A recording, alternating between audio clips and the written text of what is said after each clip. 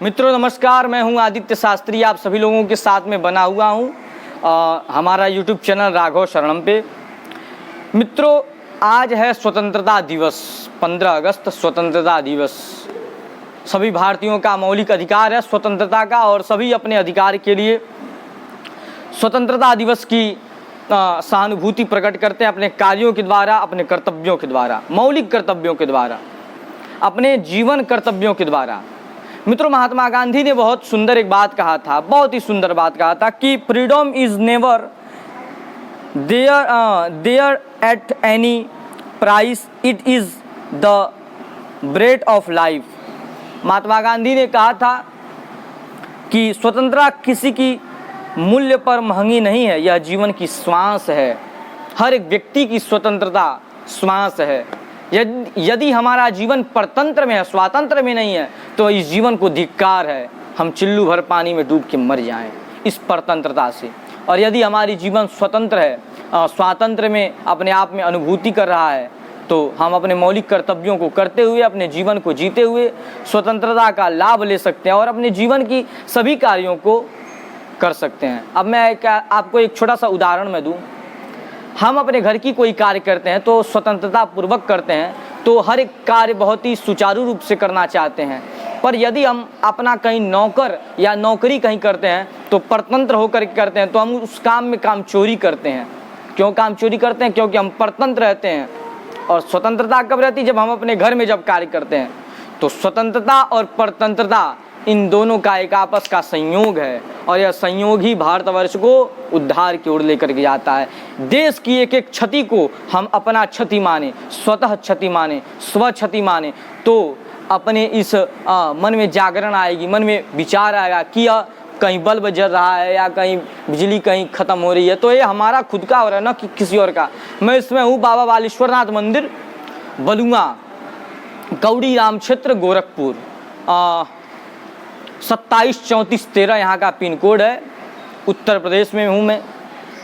मंदिर पे कहा ही जाता है कि देवस्थल है, देवता का तीर्थ है। और यही अगर देवस्थल एक हर एक घर में यदि हो जाए, हर एक अपने विचारों में हो जाए, हर एक अपने मानसिक में हो जाए, मस्तिष्क में हो जाए, तो हम सब स्वतंत्रता की ओर निर्माण करेंगे। और एक बात मैं और बताऊं कि स्वातंत्र शक्ति सिर्फ एक परमेश्वर में होती है। वह परमेश्वर चिन्मय स्वरूप होता है, ब्रह्म स्वरूप होता है।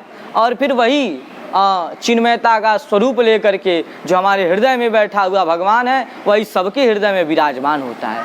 मित्रों स्वतंत्रता दिवस पर एक और बात मैं निश्चित रूप से मैं आपके सामने मैं रखूँगा कि स्वयं की अस्मिता का जो स्वरूप है वही स्वतंत्रता है मित्रों।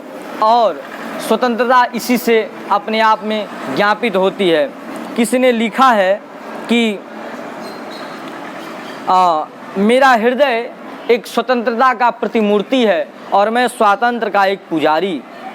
फिर महात्मा गांधी की एक बात को मैं स्मरण में कराऊं। महात्मा गांधी कहते हैं, मेरे लिए स्वराज का अर्थ है सबसे नीचे पायदान के खड़े देशवासियों के लिए एकता का एवं स्वतंत्रता का।